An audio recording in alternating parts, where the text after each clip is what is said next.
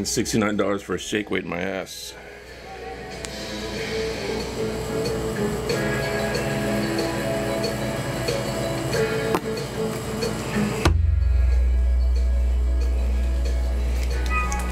Look at that shit. $69 for a shake weight. Fuck you, look at that shit. There you go, buddy. Same shit. Fuck. Oh, hey, sorry. Didn't see you guys there. I'm so embarrassed, I'm sorry.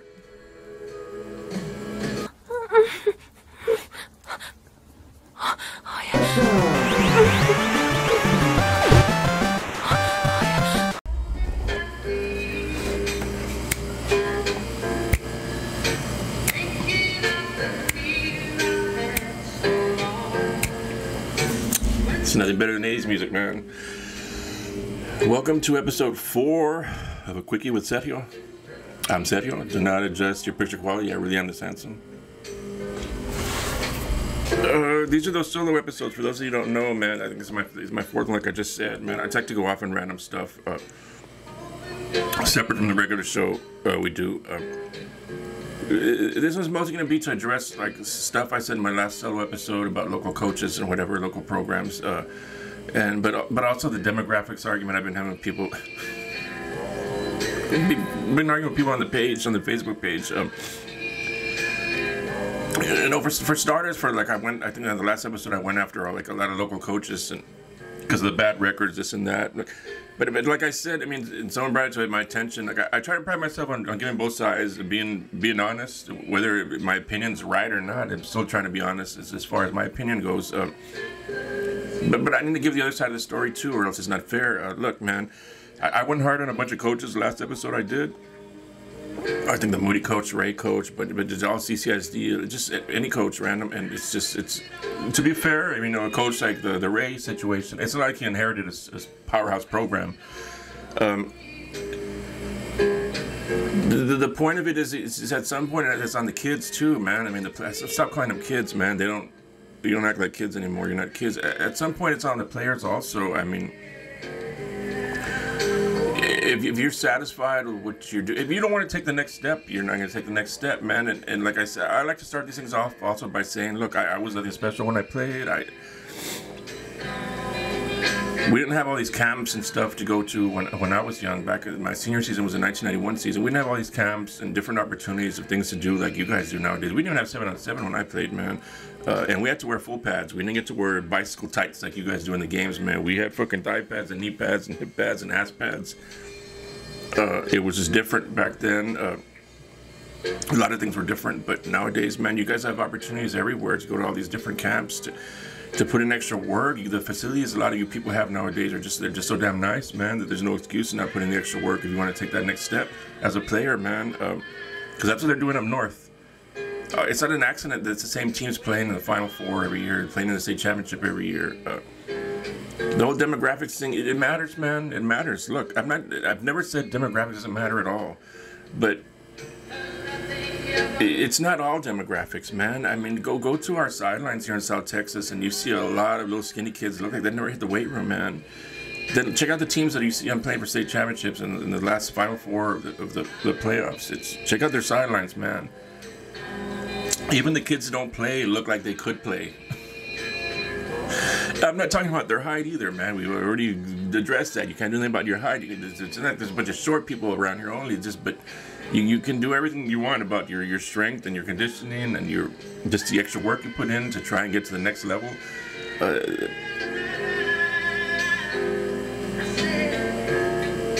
You see those kids playing at Arlington, at Cowboy Stadium, man, and it's America's team, #America's team, and it's those kids aren't just big because of demographics or whatever the fuck excuse some of you want to say, man. They look like they fucking put 24/7, like they're in the weight room like all the time.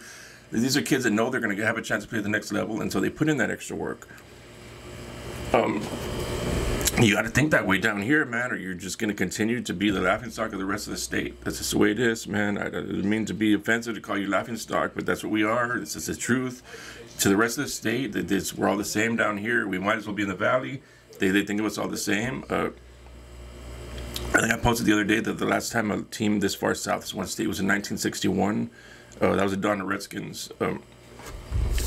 Teams have played for the state title game since then. Obviously, Calallen back in 2016. I think also in 2005.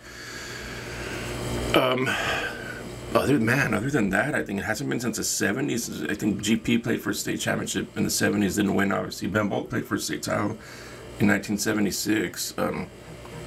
The 50s is where it's mostly at. Ray Miller, even Kingsville played for a state title, I think, like in 1958 or something. We used to be competitive, man. And I'll get into the demographics arguments I was having with some people. I made a post about the Galena Park North Shore quarterback, David Amador. And I said, I guess he didn't hear about the we can't compete because of demographics argument. And then it had people start taking shots. Not all of them were taking shots. Some of them were positive posts, man. So I'll read some of them. Victor Aguirre says he's a beast, going to be great for UTSA. He caught the game-winning TD as a sophomore, I think, years back. While UTSA is a great program, he's underrated and should have more offers. I mean, Mike Iannis, who was posting, he says, bro, that whole team has D1 players on it, and then put the face palm and the laugh emojis, because that's what you do when you're, I mean, I don't understand, I don't know what to tell you, man. I know you're a King fan. It's not this kid in Galena Park, North Shore's fault. King wasn't loaded with talent also. You can debate without fucking face palm emojis and laugh emojis and trying to be a dick. He says, bro, the whole team has D1 players on it. So I said, so the colleges that are recruiting him are unaware of the talent he's surrounded by? You and Adrian Salazar know more than the college scouts that are recruiting him. That's just facts. I mean, the colleges that are scouting that kid know what he's surrounded by, and they still want him. So yeah, he's surrounded by D1 players, but guess what, Mike? He's also playing against D1 talent. You don't want to factor in stuff like that because you're mad that King wasn't loaded with talent. I don't know what to tell you, man. It's two separate things, man. I mean, Then he replied to me by saying, so he makes the whole team good on his own? Is that what you're saying? I never said that. I never said he makes the whole team good on his own. He says the D1 linemen and receivers have nothing to do with it, I guess. I didn't even say that, man. I mean, you don't like me, so you want to make up arguments so you have an excuse to argue with me. That's what you're doing here. That's what you're showing. I never said any of that, man. I never said any of that. I didn't say he took Robstown to the fucking state championship game. Yeah, I told him too. I said my comment literally says nothing about him being the only talent on the team. Colleges are aware of what he's surrounded by, and they're still offering him. So it's my opinion. I told him it's a stupid way of thinking. It's my opinion. You haven't seen him play. If you think he's only good because of what he's surrounded by, bring him down to the Coastal Bend, and he'd instantly start for any team down here, and he would. He just would, man. It's just. Will he put up the same exact numbers he does up north? No, but it's just this dude's acting like he's only good because what he's surrounded by. So that's UTSA who fucking offered him a scholarship, man. I mean, I don't know what to tell you, man. I don't know how to argue with people like that, man.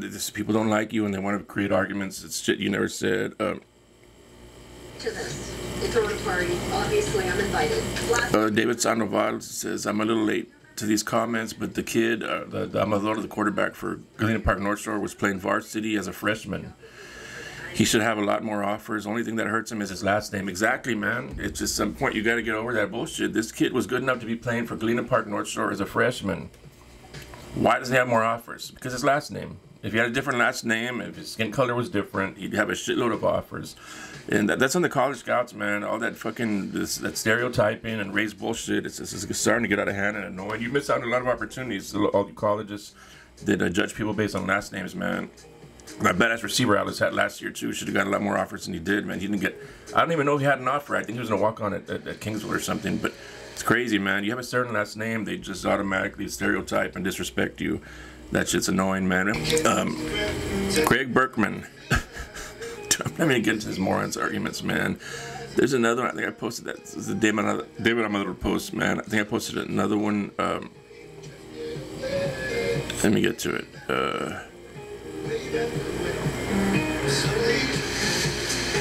Oh, the Harlingen kid, the Garcia kid that broke this. He broke like the national record in the 100 meters. It's so intentionally I posted that. I remember when Harlingen Garcia broke the 100-meter record in 2021.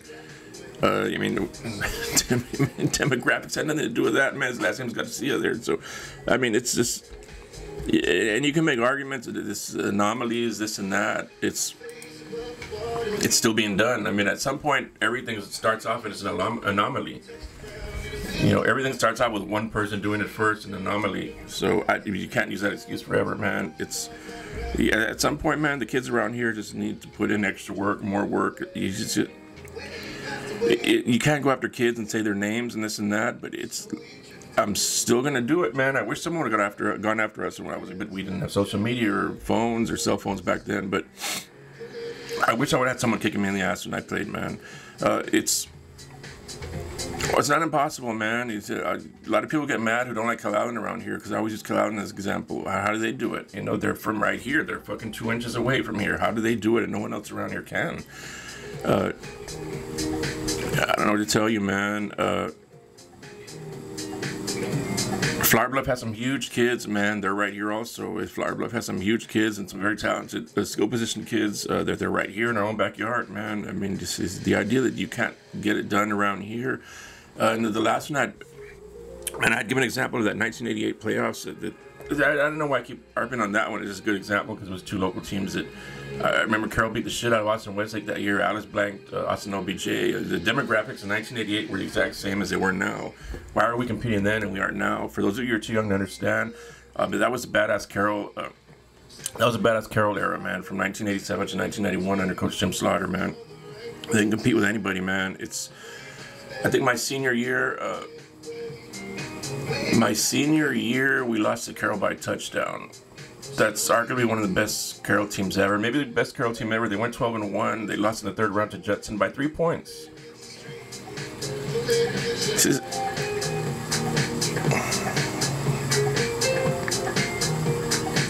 How did we hold Carroll to 28 points and they put up 42 on that Judson team? It's just... There's no demographics different in 1991 than there is now. Why could Carroll compete with Judson then and they can't now? I don't know, man. At some point, kids up north just started realizing that the next level thing. I think it's the whole next level thing. They're around a lot of local D1 colleges around there. They have something to shoot for. They have people telling them you can play at the next level, and they put in the extra work that we don't, man. Our kids don't. The coaches have to explain this to the kids. They have to beat this shit into the kids' heads, man. It's like I said in the last episode, man. So you're still fucking around with select baseball in June, July, and August, man. I mean, expect the ass beatings you're gonna get in September, October, November, because that's horse shit, man. There's a time and place for baseball, and it's not in the summer or it's not football season. But let me get into some of the comments, man. And I posted the thing on Donna, the 1961 team that won state.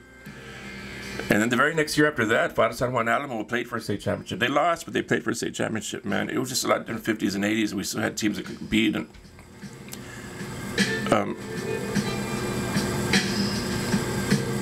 I'll read off some of the comments, man. I always haven't read comments, and I never do. Oscar Rodriguez says, back then they were more disciplined. They were mostly farm boys, worked hard in the fields and stuck together more. Brian Greenwood says, looks at you when college coaches are literally telling our kids that are being recruited at Miller that they don't respect the competition you're doing it against in South Texas. You're telling me that has nothing to do about demographics.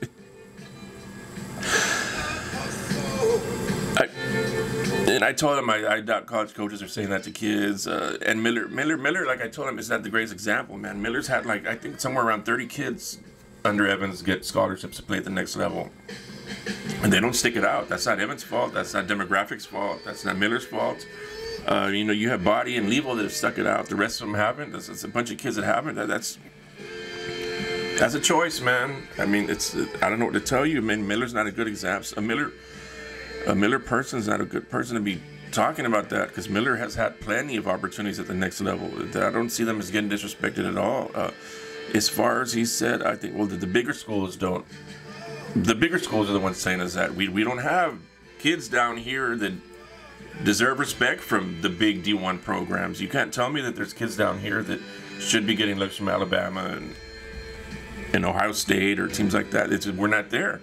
If they want to get there, then put in that extra work, man.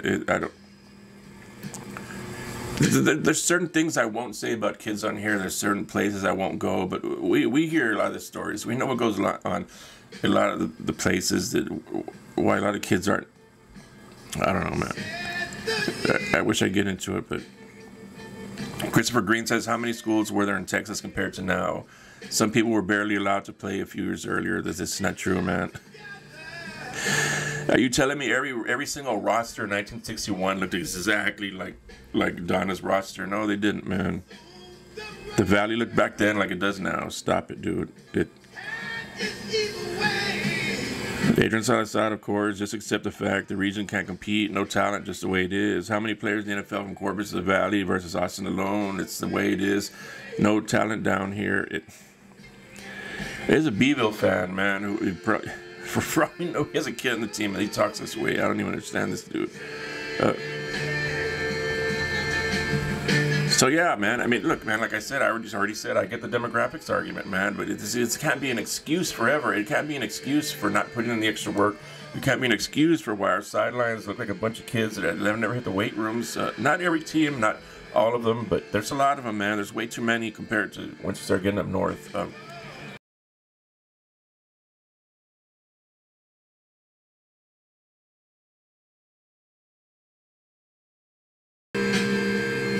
If a kid with inferior genetics puts in the same amount of work as a kid with superior genetics, the kid with superior genetics is going to be better. I get that.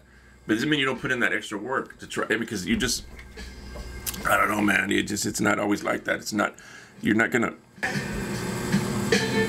Bottom line, we used to compete in the 50s, 60s, 70s, 80s, and we don't anymore, other than Calado and Refugio. We don't anymore, other than Calado and Refugio. It's just. I'm going to continue to say it. I'm going to continue to argue with people. I get demographics, like I said. That's not the message you can be sending kids. If that's the message you want to be sending kids, and shit, man, you're in the wrong profession as a coach. It's mostly fans. I shouldn't say coach. It's fans that do it, man. You're a shitty fan. That's not the message you can be sending the locals, because we have what we have down here. The demographics are what they are. They're not going to change just because you want them to change. It is what it is. You don't send the message that just our demographics. We can't compete with the rest of the state. Do something about it, man. We used to compete. You know, the 80s aren't the 50s. The 80s aren't the 40s. To some of you that are trying to make stupid ass points.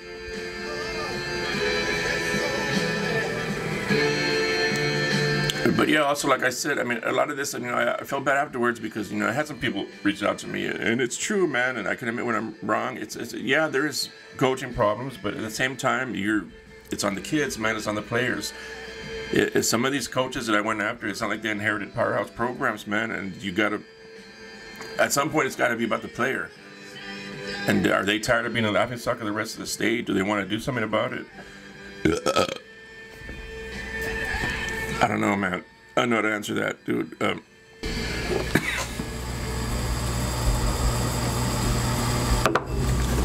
don't know, man, but that's about it, man. I just wanted to do a quick little rant on the demographics, and then the whole thing can't just be blaming coaches. A lot of it's on the players, too. You got to put in the extra work. You got to love fucking football the way you love baseball when it's not even baseball season.